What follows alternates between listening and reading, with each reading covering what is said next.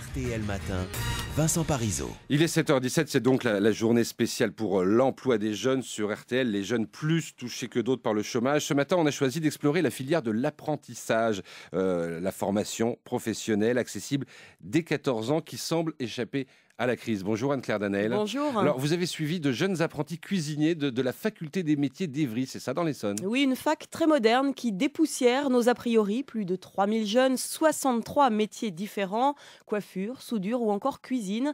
Je vous emmène justement déjeuner au restaurant d'application. Les chefs du jour sont des élèves de CAP en plein examen. Allô la brigade, vous envoyez vos aumônières. Répondez s'il vous plaît. Candidat numéro 8, dans combien de temps les crêpes? Dans 1 minute. Les clients, ils attendent. Ça traîne beaucoup là aujourd'hui, ils sont un petit peu dans le jus. Ça, c'est le stress des examens, ça. Et dans une salle voisine, sans la veste blanche, cette fois les apprentis du brevet professionnel avec Florent Georges-Amet. Il a 19 ans, il est en train de peaufiner la fiche technique d'un carré d'agneau. Florent, comme les autres apprentis, est en alternance. Il travaille donc déjà dans un vrai restaurant. Oui, en plus des 2 jours à la fac, Florent cuisine 3 jours par semaine au restaurant du golf du Coudray-Monceau. C'est à 10 km de la fac. Décor chic et bonne ambiance, assurée par le patron Rudy Romanello. Allez, on y va, on rentre dans la cuisine. Hop. Voilà, là Florent est en train de préparer une salade de fruits et le chef, je ne sais pas ce qu'il fait. Qu'est-ce que tu fais? Une autopsie du poulet. Je découpe du poulet. Voilà, et sous l'œil du chef, Florent Georges-Amet raconte comment, dès la 3e, il est tombé dans la marmite. Bah, j'étais assez doué. Les cours ne m'intéressaient pas trop, à vrai dire. C'était pas pour moi en fait l'école, donc je voulais me mettre dans la vie active plus vite que la norme. C'est pour ça que je me suis lancé dans la cuisine.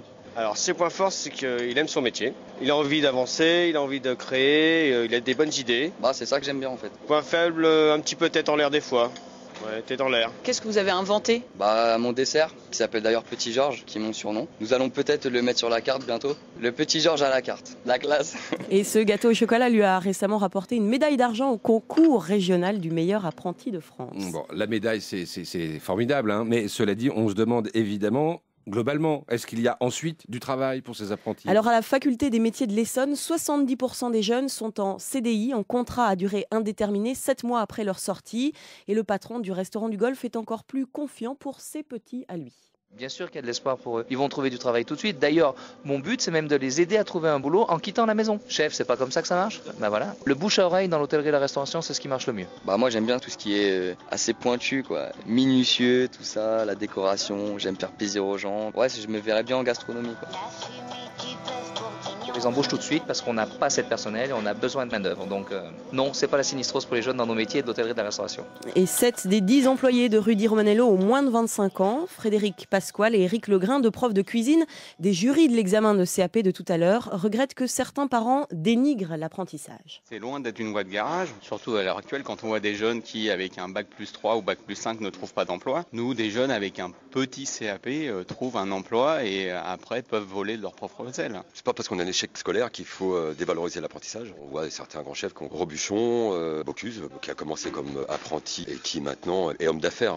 Donc on l'a bien compris Anne-Claire, l'horizon semble assez dégagé pour la restauration. Est-ce qu'il y a autant de possibilités d'emploi dans les autres secteurs? Alors c'est vrai que l'hôtellerie-restauration bénéficie d'un appel d'air avec la récente baisse de la TVA à 5,5%. Pour les autres secteurs, j'ai posé la question à Gérard Huot, responsable de la Fac des métiers, mais aussi et surtout président de la Chambre de commerce et d'industrie de l'Essonne. Je vais vous surprendre, je vais vous dire l'industrie. Toute la partie liée à la métallurgie, tout ce qui est chaudronnerie, tôlerie, métallerie, pilotage de systèmes informatisés. Il y a une demande qui est réelle, même en temps de crise. Pourquoi? Parce que le personnel vieillisse. Et pourquoi? Parce qu'on parle beaucoup de fermeture d'entreprises. Le mot usine fait peur à beaucoup de familles, alors que ces entreprises ont besoin de main-d'œuvre qualifiée, de jeunes qui sont formés. Et un rappel enfin qui saute aux yeux au contact de tous ces jeunes apprentis. Ne vous engagez pas sans être très motivé. Florent est au fourneau le soir et le week-end pour 650 € par mois pour le moment. Il espère ainsi réaliser un rêve d'outre-Manche qu'un jour sa cuisine française épate les Anglais. Voilà, on croise les doigts avec lui. Merci beaucoup Anne-Claire.